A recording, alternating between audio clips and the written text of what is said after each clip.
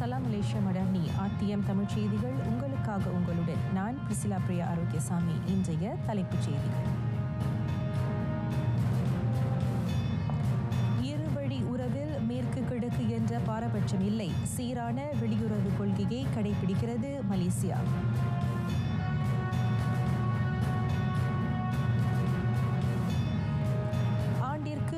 மாணவர் இருமுறை கல்வி சுற்றுலா செல்ல அனுமதி, அறிவை வளர்க்க வழிகோலும்.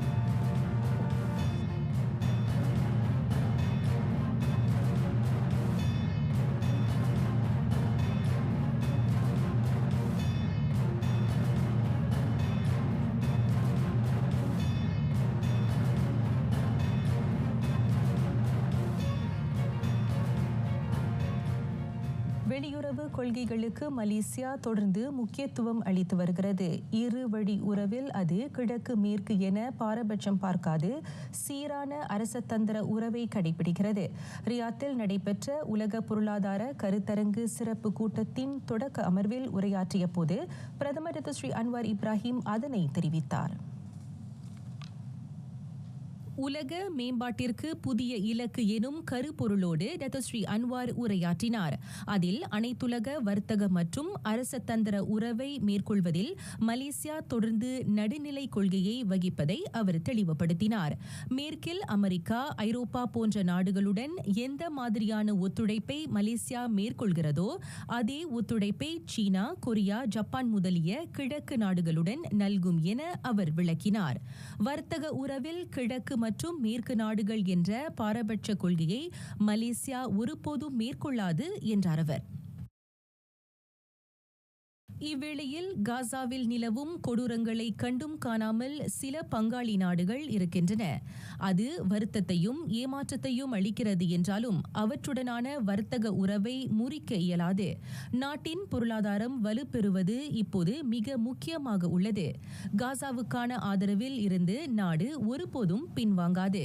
அதேவேளை நாட்டின் பொருளாதாரத்திற்கு முன்னுரிமை வழங்கும் நடவடிக்கைகளும் தீவிரப்படுத்தப்படும் என ஸ்ரீ அன்வார் குறிப்பிட்டார். 900 கோடி ரிங்கேட் நாடு முழுவதும் உள்ள குழாய்களை சீரமைக்க தேவைப்படும் நிதி அது. சுத்தமான நீர் உற்பத்தியில் 40 விழுக்காடு நீர் கசிவு பிரச்சினையை தீர்க்க அந்த நிதி தேவைப்படுவதாக துணை பிரதமர் ஸ்ரீ ஃபடிலா யூசுப் தெரிவித்தார். நீர் குழாய்களை சீரமைக்கும் நடவடிக்கைகள் முடுக்கிவிடப்பட்டுள்ளன. மாநில அரசுகளுக்கு பகிர்ந்தளிக்கப்பட்டிருக்கும் ஒதுக்கீடுகள் மூலம் அவை கட்டம் கட்டமாக மேற்கொள்ளப்படுவதாக துணை பிரதமர் சொன்னார். நீரை திருடுவது, நீர்க்குழாய் கசிவு போன்ற காரணங்களால் சராசரியாக 40 விழுக்காடு நீர்க்கசிவு ஏற்படுவதை ஸ்ரீ ஃபடிலா சுட்டினார். நாட்டில் உள்ள பள்ளிகள் கல்வி அமைச்சால் திருத்தம் செய்யப்பட்ட வழிகாட்டுதலுக்கு இணங்க சுற்றுலா திட்டங்களை மீண்டும் நடைமுறைப்படுத்த அறிவுறுத்தப்படுகின்றன. கல்வி கேள்விகளில் மட்டுமின்றி மாணவர்கள் பொது அறிவை பெருக்கிக் கொள்ள அது வழிவகுக்கும் என அமைச்சர் ஃபர்லினா சிடே கோடிக்காட்டினார். ஒவ்வொரு மாணவரும் ஓராண்டில் 2 முறை சுற்றுலா மேற்கொள்ள அனுமதி வழங்கப்படுகிறது. திருத்தம் செய்யப்பட்ட கல்வி அமைச்சின் சிறப்பு சுற்றறிக்கையின் 9ஆம் விதிக்கு ஏற்ப அது அமைகிறது. முன்னதாக ஒவ்வொரு பள்ளியும் 2 முறை மட்டுமே கல்வி சுற்றுலா மேற்கொள்ள அனுமதிக்கப்பட்டது. ஆனால் இப்போது ஒரு மாணவர் 2 முறை கல்வி சுற்றுலா செல்ல அனுமதிக்கப்படுகிறது. அந்த 2 விதிகளுக்கும் நிறைய வேறுபாடுகள் உள்ளன. சிந்தனை ஆற்றலை வளர்க்கவும், கற்றல் கற்பித்தல் ரீதியில் மாறுபட்ட அனுபவத்தை பெறவும் இன்னும் ஏராளமான மாணவர்கள் மென்திறன் மற்றும் புறப்பாட நடவடிக்கைகளில் ஈடுபட ஊக்குவிக்கப்படுகின்றனர். அந்த புதிய நடைமுறை பாலர்பள்ளி முதல் உயர்நிலை பள்ளி வரை பொருந்தும் என ஃபர்லினா சிடே தெரிவித்தார். நாட்டின் செம்பனை எண்ணெய் தொழில்துறையில் காணப்படும் சிக்கல்களுக்கு தீர்வு காண்பதில் அரசு தீவிரமாக இருக்கிறது. அவற்றுக்கு உரிய தீர்வு காணப்படாவிட்டால் அந்த தொழில்துறை பாதிக்கப்படலாம் என தோட்டம் மற்றும் மூலப்பொருள் அமைச்சர் ஸ்ரீ ஜுஹாரி அப்துல் கனி கோடிக்காட்டினார். அந்த உத்தரவாதத்தை அளித்த அமைச்சர் சுற்றுச்சூழல் மற்றும் சமூக சிக்கல்கள் செம்பனை எண்ணெய் ஏற்றுமதிக்கு சுணக்கத்தை ஏற்படுத்தலாம் என்றார். மலேசியா 18.5 18.6 மெட்ரிக் டன் எடையில் அந்த மூலப்பொருளை ஏற்றுமதி செய்வதை டத்தோஸ்ரீ ஜோஹாரி சுட்டிக்காட்டினார். வரி விதிப்பின் மூலம் அந்த தொழில்துறை வாயிலாக மத்திய மற்றும் மாநில அரசாங்கங்கள் அனுகூலங்களை பெறுகின்றன. செம்பனை எண்ணெய் தொழில்துறையில் தற்போது சூழ்ந்திருக்கும் சிக்கல்களுக்கு உரிய தீர்வு காணப்படாவிடில் அதில் வேலை பார்க்கும் ஏறத்தாழ 10 லட்சம் தொழிலாளர்கள் பாதிப்புறலாம்.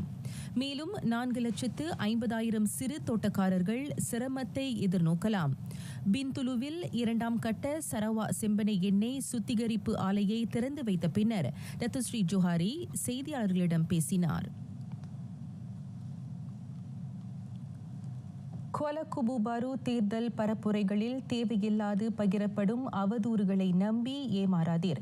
இந்திய மகளிர் தொழில் முனைவோரை பெண் திட்டத்தின் மூலம் பயனடையுமாறு வலியுறுத்திய போது தொழில் முனைவோர் மேம்பாட்டு கூட்டுறவு துணை அமைச்சர் டத்தோ ரமணன் ராமகிருஷ்ணன் அந்த அறிவுறுத்தலை முன்வைத்தார்.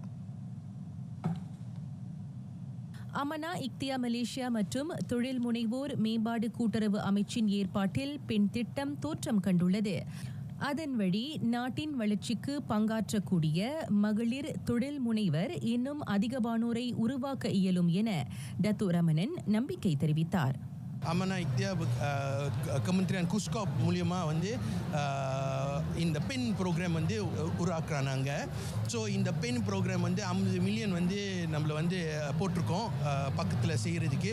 இந்த பந்துவான் வந்து யார் மகளிர் வந்து இந்த பந்துவான் வந்து அவங்கள எடுக்க முடியும். 3000 வெள்ளி வந்து அவங்கள மேக்ஸிமம் வந்து 30,000 அவங்களுக்கு கொடுப்பாங்க. இதனிடையே குவாலா லம்பூர் பாரு சட்டமன்ற இடைத்தேர்தல் நெருங்கி வருகிறது. இந்நேரத்தில் தவறான புரிதலை ஏற்படுத்தும் தேர்தல் பரப்புரைகளை புறக்கணிக்குமாறு பொதுமக்கள் குறிப்பாக வாக்காளர்கள் அறிவுறுத்தப்படுகின்றனர். சமூக ஊடகங்களில் உலாவரும் காணொளிகள் உண்மைத்தன்மை உடையதா என்பதை நன்கு அறிந்து பகிருமாறு சுங்கைபுலோ நாடாளுமன்ற உறுப்பினருமான டத்தோ ரமணன் கேட்டுக்கொண்டார். ஸோ கேகேபியில் வந்து நம்ம என்ன முக்கியம்னா தமிழ் சமுதாயம் கிட்ட நான் வந்து ஒரு அட்வைஸ் கொடுக்குறேன். ஒரு உதவியும் கேட்குறேன். சும்மா நம்ம வந்து இந்த மீடியா வந்து நம்மளை வந்து நம்ம பார்க்கணும். வந்து ரொம்ப முக்கியம் வந்து சோஷியல் மீடியாவில் நம்மளை வந்து இந்த நியூஸை ரொம்ப பத்திரமா பார்த்துட்டு அப்புறம் தான் நம்ம ஒரு முடிவுக்கு வர முடியும். ஏன்னா நிறையா வந்து பொய் செய்தி இந்த மாதிரி ஒரு ஃபிட்னா எல்லாம் அவங்களே உருவாக்குறாங்க. ஸோ நம்ம என்ன செய்யணும், மெயின் ஸ்ட்ரீம் மீடியாவும் நம்மளோட ஆன்லைன் மீடியாவும் yang telah diiktirafkan அந்த மீடியா தான் நீங்கள் வந்து பார்த்துட்டு ஒரு முடிவு வாங்க. ஷா அலாமில் நடைபெற்ற சுங்கைபுலோ மக்களுக்கான நோன்பு பெருநாள் திறந்த இல்ல உபசரிப்பில் கலந்து கொண்ட பின் அவர் செய்தியாளர்களிடம் பேசினார். வேலையிட பாதுகாப்பு மதிப்பீட்டை அனைத்து நிறுவனங்களும் மீளாய்வு செய்ய வேண்டும். குறிப்பாக பொதுவெளியில் வேலை செய்யும் தொழிலாளர்கள் கடும் வெப்பத்திற்கு இலக்காகின்றனர். அவர்களின் பாதுகாப்பை முன்னிறுத்தி அந்த மதிப்பாய்வு மேற்கொள்ளப்படுவது அவசியம் என மீஷா மலேசிய தொழில்துறை பாதுகாப்பு மற்றும் சுகாதார சங்க இயக்குனர் அப்துல் முத்தாலிப் அப்துல் கப்பா வலியுறுத்தினார். தற்போது நாட்டில் நிலவும் கடும் வெப்பம் பொதுவெளியில் வேலை செய்யும் தொழிலாளர்களுக்கு பாதிப்பை ஏற்படுத்தக்கூடும். குறிப்பாக கட்டுமான தொழிலாளர்கள் அதீத வெப்பத்திற்கு ஆளாகின்றனர். அவர்களின் நலனில் கூடுதல் அக்கறை செலுத்தப்படுவதும் முக்கியம். தொடர்புடைய நிறுவனங்கள் பெருமளவிலான வசதிகளை ஏற்படுத்தி தர வேண்டும் என்ற அவசியமில்லை. வெயில் காலங்களில் ஓய்வெடுக்க மூடப்பட்ட கூடாரங்களை ஏற்படுத்துவது, தொழிலாளர்கள் கட்டுமான தளங்களில் தலைக்கவசம் அணிவதையும் நீண்ட கைசட்டை அணிவதையும் உறுதி செய்வது, போதுமான நீர் பருகுவதற்கான வசதியை ஏற்படுத்துவது முதலியவற்றின் மீது கவனம் செலுத்தினாலே போதுமானது. அதுபோன்ற சிறிய பாதுகாப்பு அம்சங்கள் மாபெரும் அளவிலான பாதுகாப்பை தொழிலாளர்களுக்கு வழங்கக்கூடும் என அப்துல் முத்தாலிப் அப்துல் கப்பா விளக்கினார். பல்வேறு நிறுவனங்கள் மற்றும் சங்கங்களுடன் இணைந்து செயலாற்ற தேசிய வேலையிட சுகாதார பாதுகாப்பு கழகம் இதுவரை 139 ஒத்துழைப்பு ஆவணங்களில் கையெழுத்திட்டுள்ளது. வேலையிட பாதுகாப்பு சுகாதாரம் தொடர்பில் சேவையையும் ஆய்வையும் அதிகரிக்கும் பொருட்டு அந்த முனைப்புகள் மேற்கொள்ளப்பட்டுள்ளதாக நயாஷ் துணைத் தலைவர் மணிவண்ணன் கோவிந்த் தெரிவித்தார். அதுபோன்ற ஒத்துழைப்பின் வாயிலாக வேலையிட பாதுகாப்பு சுகாதாரம் மீதான விழிப்புணர்வை ஓங்கச் செய்ய இயலும். அதோடு தொழிலாளர்களுக்கான பயிற்சி திட்டங்களையும் ஆக்கப்பூர்வ வகையில் அதிகரிக்க முடியும். மேலும் ஆலோசனை சேவைகளை வழங்குவது, பருவநிலை மாற்றம் தொடர்பான ஆய்வுகளை நடத்துவது, வேலையிடங்களில் வெப்பத்தால் ஏற்படும் விளைவுகளை சமாளிக்கும் வழிமுறைகளை வகுப்பது போன்ற நடவடிக்கைகளை மேற்கொள்ளவியலும். இந்நிலையில் பருவநிலை மாற்றம் தொடர்பில் அரசு, முதலாளிகள், தொழிலாளர்கள் எதிர்நோக்கும் சவால்களுக்கு ஆலோசனைகள் வழங்கவும் கலந்துரையாடல்களை நடத்தவும் நாயோஷ் ஆயத்தமாக உள்ளதாக மணிவண்ணன் கோவின் குறிப்பிட்டார். சுகாதார அமைச்சின் அங்கீகாரம் பெறாத அழகு சாதன பொருட்களை இணையம் வழி விற்பனை செய்து வந்த கும்பலின் நடவடிக்கை முறியடிக்கப்பட்டது. தலைநகர் ஸ்டாபாக் மற்றும் ஸ்லாங்கூர் அம்பாங்கிலும் மேற்கொள்ளப்பட்ட சோதனைகளில் கும்பலின் தலைவியான 50 வயது இந்தோனேசிய மாது கைது செய்யப்பட்டதாக குடிநுழைவு தலைமை இயக்குநர் டத்து ருஸ்லின் ஜூசோ தெரிவித்தார். இணையம் வழி அந்த அழகு சாதன பொருட்களை விற்பனை செய்ததாக நம்பப்படும் 25 மற்றும் 35 வயது இந்தோனேசிய ஆடவரும் பெண்மணியும் கைது செய்யப்பட்டனர். பல்வேறு முத்திரை பதித்த அழகு சாதன பொருட்களும் 2 இந்தோனேசிய கடப்பிதழ்களும் 3263 ரிங்கிட் ரொக்கமும் 33 லட்சம் ரூபியாவும் அவர்களிடமிருந்து பறிமுதல் செய்யப்பட்டன. அவர்களில் ஒருவர் நாட்டில் அனுமதியின்றி நீண்ட காலம் தங்கியிருந்ததும் மற்றொருவர் முறையான பயண ஆவணங்களை கொண்டிராததும் கண்டறியப்பட்டது. விசாரணைக்காக அவர்கள் செமன்யே குடிநுழைவு முகாமில் தடுத்து வைக்கப்பட்டுள்ளனர். கெடாவில் டெங்கி காய்ச்சலுக்கு ஆளாவோரின் எண்ணிக்கை அதிகரிக்கிறது. கடந்த வாரம் 1550 பேர் அந்த காய்ச்சலால் பாதிக்கப்பட்டனர். கடந்த ஆண்டு இதே காலகட்டத்தில் பதிவு செய்யப்பட்ட நேர்வுகளை காட்டிலும் இப்போது அதன் எண்ணிக்கை 19.1 விழுக்காடு அதிகரித்துள்ளது. அந்த உயிர்கொல்லி காய்ச்சலுக்கு இவ்வாண்டு 4 பலியானதாக மாநில வீடமைப்பு ஊராட்சி சுகாதார செயற்குழு தலைவர் மேஜர் பி மன்சூர் ஜக்காரியா தெரிவித்தார். பினாங்கு சுங்கைடுவா அருகே உள்ள வடக்கு தெற்கு நெடுஞ்சாலையில் மேற்கொள்ளப்பட்ட ஓப் சம்சிங் ஜலனான் சோதனையில் 35 மோட்டார் சைக்கிள்கள் தடுத்து வைக்கப்பட்டன. வாகன உரிமம் இல்லாதது, காலாவதியான சாலை வரி, மோட்டார் சைக்கிள் உபரி பாகங்களை மாற்றி அமைத்தது போன்ற பல்வேறு குற்றப்பதிவுகள் வெளியிடப்பட்டன. அத்துடன் அந்த சோதனையில் போதைப்பொருள் மற்றும் குடிநுழைவை ஏற்படுத்தி 16 குற்றங்களும் கண்டறியப்பட்டதாக செபராங் பராய் தெங்கா மாவட்ட போலீஸ் தலைவர் ஏசிபி ஹெல்மி அரேஸ் தெரிவித்தார். கிளந்தானில் இம்மாதம் சாலை விபத்துகளில் மரணித்தோரின் எண்ணிக்கை அதிகரித்துள்ளது. இம்மாதம் 1ஆம் தேதியில் இருந்து நேற்று முன்தினம் வரை சாலை விபத்துகளால் 40 பேர் பலியானதாக மாநில போலீஸ் தலைவர் டத்து முகமது ஜக்கி ஹாரூன் கலக்கம் தெரிவித்தார். அவர்களில் 70 விழுக்காட்டினர் மோட்டார் சைக்கிளோட்டிகள் ஆவர். தன்னிடம் உள்ளதை கொடுப்பது தர்மம், தனக்குள் இருப்பதை கொடுப்பது ஞானம்.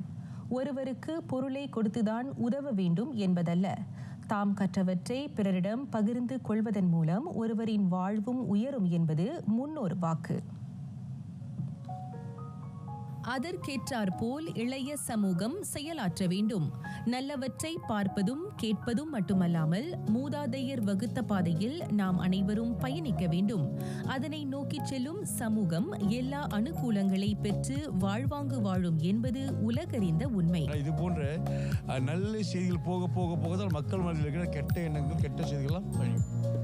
ஏன்னா நல்லவர்கள் நிறைய பேசிக்கிட்டே இருந்தால் தான் நல்ல விஷயங்கள் சமுதாயத்தில் நடக்கும். ஒரு தமிழ் ஆர்வலராக அவர் நான் முதல்ல நீங்கள் கேட்பதுக்கு முன்னாடி டான்சி பாலன் அவர்கிட்ட சொல்லிட்டேன். இந்த நிகழ்ச்சியை தொடர்ந்து அவர் நடத்துவதற்கு எந்தெந்த ரூபத்தில் என்னுடைய உதவிகள் செய்யப்படுவதோ எல்லா ரூபத்திலும் செய்வதற்கு நான் தயாராக இருக்கிறேன். சைபஜயா பல்கலைக்கழகத்தில் 2024 தமிழ் அமுது இலக்கிய விருது விழாவில் கலந்து கொண்ட பின்னர் டத்து ஸ்ரீ சரவணன் செய்தியாளர்களிடம் பேசினார். அதில் தமிழகத்தைச் சேர்ந்த பேராசிரியர் முனைவர் கலியமூர்த்தி IPS பேருரையாற்றினார். அவருடன் சேர்த்து மலையகத்தைச் சேர்ந்த சான்றோரும் தமிழ் அமுதை பருகினர். அதாவது தமிழ் என்பது ஒரு தேனை போன்றது, அமுதை போன்றது, ஒரு சக்தி வாய்ந்த ஒரு ஔடதம். அந்த மொழி வெறும் ஒரு தொடர்புக்காக பயன்படுத்துகின்ற மொழி அல்ல. அதன் பின்னால் ஒரு பெரிய சக்தி இருக்குது, ஒரு பெரிய ஆற்றல் இருக்குது. அந்த ஆற்றலை நமது இளைஞர்களும் நமது சமுதாயம் அறிந்து தெரிந்து புரிந்து தெளிந்து கொண்டால் அதன் வழி நம்மளுடைய வாழ்க்கையை எங்கேயோ மேலே கொண்டு போய் எல்லாரும் இந்த உலகமே மதிக்கக்கூடிய ஆற்றலை நாம் பெறலாம். இதை இளைஞர்களுக்கு எடுத்து சொல்வதற்காகத்தான் இந்த தமிழ் அமுது என்ற நிகழ்ச்சியை தான் ஸ்ரீ பாலன் அறவாளத்தின் தலைமையில் இந்த முறை ஆரம்பித்திருக்கின்றோம். இதற்கு ரொம்ப ஒரு அபரிமிதமான மக்களுடைய ஆதரவு கிடைத்திருக்கிறது. ரொம்ப முக்கியமாக கல்வி தான். ஆனால் குறிப்பிட்ட ஒரு தமிழ் கல்வியை நம்ம எந்த விதத்தில் நம்ம என்ன செய்ய முடியும் அப்படின்னு ஒரு ஆதரவு கொடுக்கறதுக்காகத்தான் இன்றைக்கி நம்ம ஒரு பன்னாட்டு மக்களோடு வாழ்ந்துட்டுருக்கோம். அதனால் இந்த மொழி தான் படிக்க வேண்டும், அந்த மொழி தான் படிக்க வேண்டும்னு சொல்லலை. குறிப்பாக நமது தாய்மொழியின் தன்மை புரிந்து கொண்டு நம்ம செயல்பட வேண்டும். ஏன்னா அதுதான் நம்ம தொப்புள் கொடியோடு இணைக்குது, அதுதான் நம்ம கலாச்சாரத்தோடு நம்மளை இணைக்குது. தமிழ் அமுது இலக்கிய விருது விழாவுக்கு பலத்த ஆதரவு கிடைத்ததை அடுத்து அதனைத் தொடர்ந்து நடத்த ஏற்பாட்டாளர்கள் ஆர்வமாக உள்ளனர். இதுபோன்ற நிகழ்ச்சிகள் தாய்மொழியாம் தமிழை தரணி எங்கும் பரவச் செய்யும் என்பதில் துளியும் ஐயமில்லை. பஜனை இறைவன் மீது பற்றுடைய கூட்டம் ஒன்றிணைந்து பாடும் பாடல். அந்த கீர்த்தனைகளை பாடி உய்வு பெறும் பேறு இன்றைய தலைமுறை வரை நீடிக்கிறது.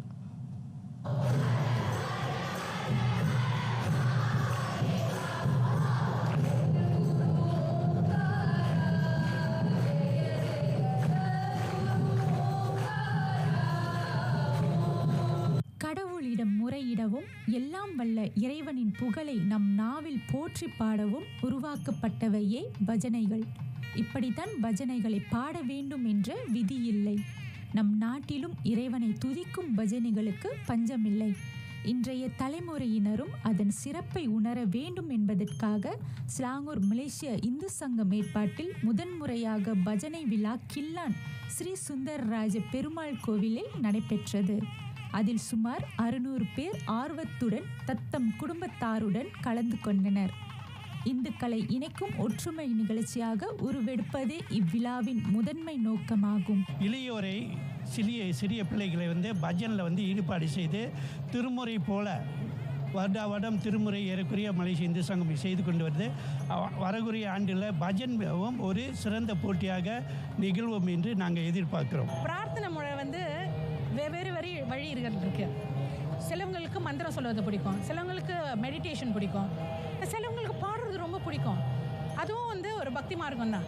ஸோ நம்ம இந்த மாதிரி பஜன் மேலா ஏற்பாடு பண்ணும்போது இந்த young people, young children, youth இவங்களுக்குலாம் இது கொஞ்சம் உற்சாகமாக இருக்கும்னு சொல்லிட்டு தான் இந்து சங்கம் இந்த டைம் இது முதல் முறையாக இந்த பஜன் மேலா ஏற்பாடு பண்ணிருக்கு. புனித நூல்கள், புகழ்பெற்ற இதிகாசங்கள், மகான்களின் போதனைகள், கடவுள் ஆகியவை பஜனையின் பொதுவான அம்சங்களாகும்.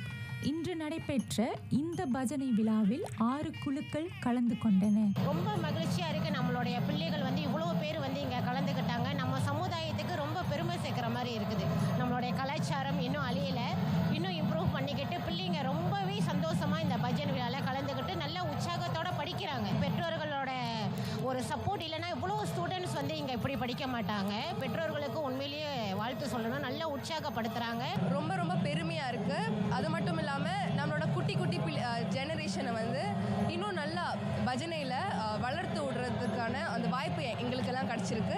ஸோ ரொம்ப சந்தோஷமாக இருக்குது. நான் சின்ன வயசுலேருந்து விக்கி சார் கிட்ட பஜன் கற்றுட்டு வரேன். ஒரு 10 இயர்ஸ் ஓல்டில் இருந்து இந்த நிகழ்வில் கலந்துக்கிட்டது எனக்கு ரொம்ப சந்தோஷமாக இருக்குது. இவ்வளோ பேர் பஜனுக்காக வருவாங்கன்னு நான் எதிர்பார்க்கல. அப்போ இவ்வளோ பேரை பார்க்கும்போது எனக்கு ரொம்ப சந்தோஷமாக இருக்குது. இவ்வளோ பேருக்கு பஜன் மேலே அவ்வளோ ஆர்வம் இருக்குது அப்படின்னு. இருமொழியிலிருந்து தான் இந்த ஒரு இன்ட்ரெஸ்ட் எனக்கு தொடர ஆரம்பிச்சிச்சு. ரொம்ப பெருமையாக இருக்குது. ஏன்னா நம்மளுடைய பாரம்பரியத்தை இன்னுமே சிறு வயதிலிருந்து பெரியவர் வரைக்குமே இன்னும் தொடர்ந்துட்டு வந்துட்டு இருக்கனால ரொம்ப மகிழ்ச்சியாக இருக்குது. 6 வயது முதல் 20 வயதிற்கும் மேற்பட்டோர் இந்த விழாவில் பங்கேற்றனர். இளம் வயதிலேயே பஜனைகள் பாடுவதற்கு மிகுதியான ஆர்வத்தை அவர்கள் கொண்டுள்ளனர். நிறைய இடத்துல இருந்து சில பேர் வந்திருக்காங்க. ஸோ அவங்க முன்னுக்கு பெர்ஃபார்ம் பண்ணுறது எனக்கு ரொம்ப எக்ஸைட்டடாக இருந்துச்சு. ரொம்ப நியூ நாலேஜாக இருந்துச்சு. ரொம்ப சந்தோஷமாகவும் இருக்குது, ரொம்ப ஓவர் கான்ஃபிடென்ட்டாக இருக்குது. அப்புறம் அவங்க முன்னுக்கு பாடுறது ரொம்ப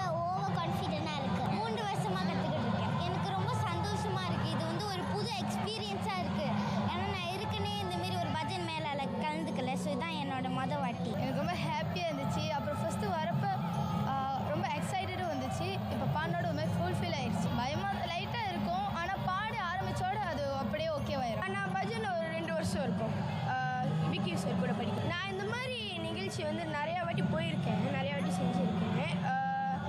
பஜனில் நிறைய இடத்துல போய் பார்ட்டிசிபேட் பண்ணியிருக்கேன். ஆதிகால நூல்களில் தமிழும் சமஸ்கிருதமும் இரு கண்களாக போற்றப்பட்டுள்ளன. அப்பேற்பட்ட சங்ககால மொழிகள் இன்றளவும் தரணியில் தலைத்தோங்க பஜனைகளும் பாதை வகுத்து வருகின்றன என்றால் அது மிகையல்ல. மொழி மட்டுமன்று, எந்த தலைமுறையாயினும் கோபம், பொறாமை, கவலை, அச்சம் போன்றவற்றை அகற்றி அவர்களிடையே நட்பண்புகளை விதைக்கவும் பஜனை பாடல்கள் வழிகோலுகின்றன.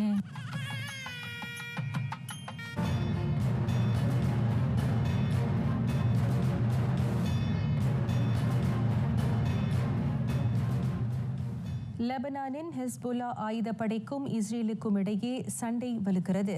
வட இஸ்ரேலில் உள்ள அல் மனாரா ராணுவ தலைமையகத்தின் மீது ட்ரோன் தாக்குதல்கள் நடத்தப்பட்டதோடு ஏவுகணைகளும் ஏவப்பட்டன.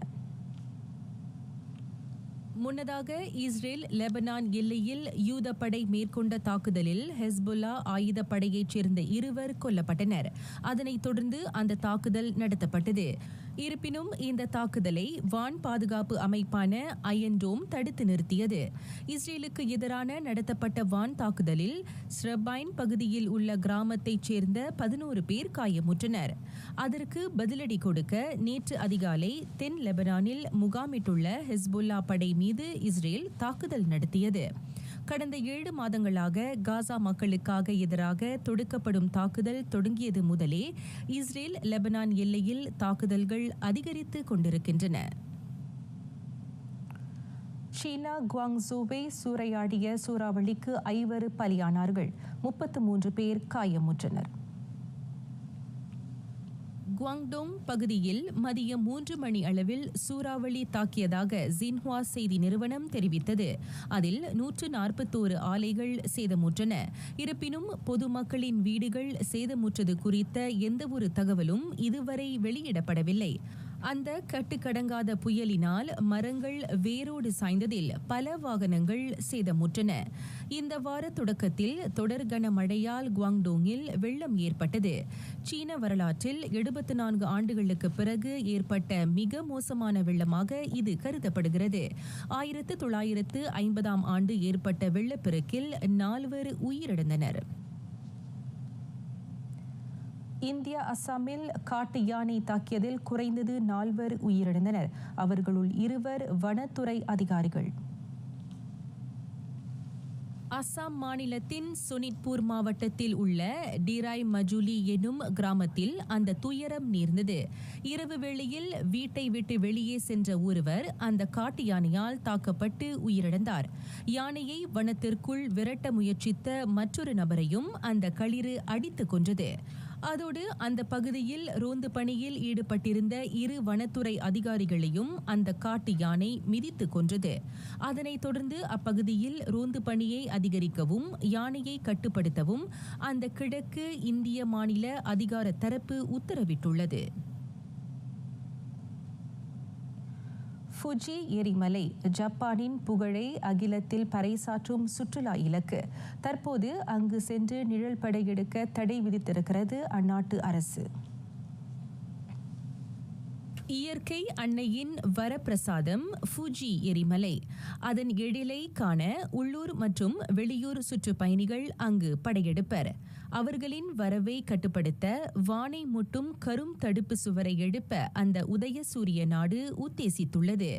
8 அடி உயரத்தோடு கிரிக்கெட் மைதானம் போன்ற 20 மீட்டர் பரப்பளவை கொண்ட தடுப்பு சுவரை எழுப்பும் பணி அடுத்த வாரத்தில் தொடங்கலாம். அங்கு வரும் சுற்றுப்பயணிகள் விதிமுறைகளுக்கு கட்டுப்படாமல் உள்ளூர்வாசிகளுக்கு இடையூறை ஏற்படுத்துகின்றனர். மேலும் அயல் நாடுகளிலிருந்து அங்கு வரும் சுற்றுப்பயணிகளின் எண்ணிக்கை அதிகரித்த வண்ணமாகவே உள்ளது. ஜப்பானின் மிக உயரமான ஃபுஜி எரிமலையில் கால் பதித்த அயல்நாட்டு சுற்றுப்பயணிகளின் எண்ணிக்கை முதல் முறையாக மார்ச்சில் 3 கோடியை எட்டியது. அதன் அருகில் உள்ள ஃபுஜி காவாகுச்சிகோ உல்லாச நகரின் எங்கு இருந்தும் நிழல்படை எடுத்திருந்தாலும் அந்த எரிமலை அழகாக காட்சி தரும். அழிந்து வரும் சுமாத்ரா புலியினத்தை மீட்டெடுத்திருக்கிறது வட பிரான்சில் உள்ள விலங்கு காட்சியகம். அந்த விலங்கு காட்சியகத்தினர் மேற்கொண்ட அரிய முயற்சியால் அந்த வகையை சார்ந்த 2 புலிக்குட்டிகள் பூலோகத்தில் கால் பதித்தன. மார்ச் 22 உலகத்தை கண் திறந்து பார்த்த அவற்றுக்கு ரூம்பா மற்றும் தோபா என பெயரிடப்பட்டிருக்கின்றன. அவை ஒவ்வொன்றும் தலா 4.2 கிலோ எடையை கொண்டுள்ளன. ஐரோப்பாவில் இயங்கும் சுமாத்ரா புலிகளை இனப்பெருக்கம் செய்யும் அமைப்பு ஒன்று அந்த முயற்சியை கையாண்டது. மென்யா எனும் பெண் புலியை ஆகோ எனும் ஆண் வேங்கையுடன் இணை சேர்ந்ததன் பலனாக இந்த இரு புலிக்குட்டிகள் இன்று உலகம் பார்க்கிறது. தற்போது உலகில் இருக்கும் சுமாத்ரா புலிகளின் எண்ணிக்கை 400க்கும் குறைவாக உள்ளன. அழிவின் விளிம்பில் உள்ள உயிரினமாக அதனை பன்னாட்டு இயற்கை பாதுகாப்பு சங்கம் பட்டியலிட்டிருக்கின்றது. சுமாத்ரா தீவு பிறப்பிடமாக இருந்தாலும் அதுவே இறப்பிடமாக அவற்றுக்கு உருமாறியுள்ளது. கட்டுக்கடங்காத காடு அழிப்பு, கள்ள வேட்டையாடும் நடவடிக்கை போன்றவற்றை சுமாத்ரா புலிகளுக்கு மறுட்டலாக விளங்குகின்றன. ஐரோப்பா முழுவதும் உள்ள விலங்கு காட்சியகங்களில் சுமார் 125 சுமாத்ரா புலிகள் அடைக்கலம் நாடியிருக்கின்றன.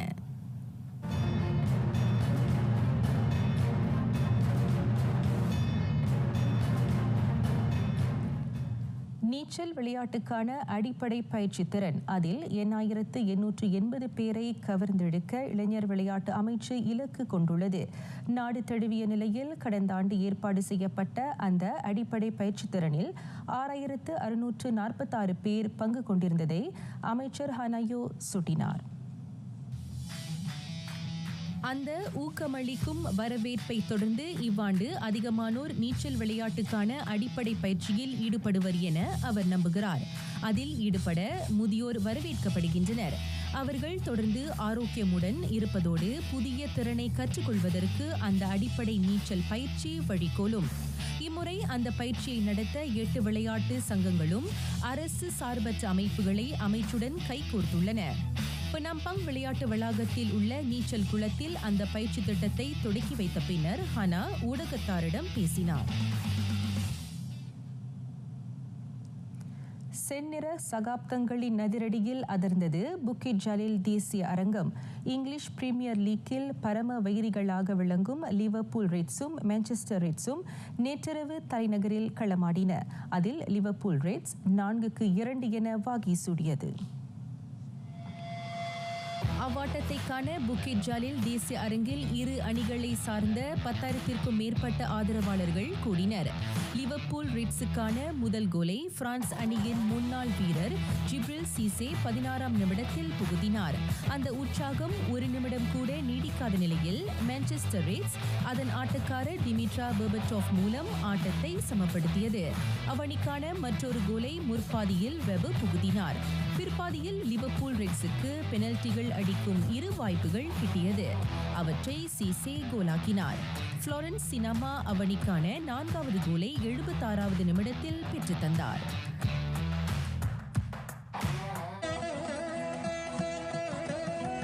புதிய ஆத்திசூடி மொய்ம்புற தவஞ்சை முழுமனதுடன் அன்பை காட்டு, மனதில் எவ்வித சலசலப்பில்லாமல் உதவி செய்யென அறிவுரைக்கிறார் அமர பாவலர் பாரதி.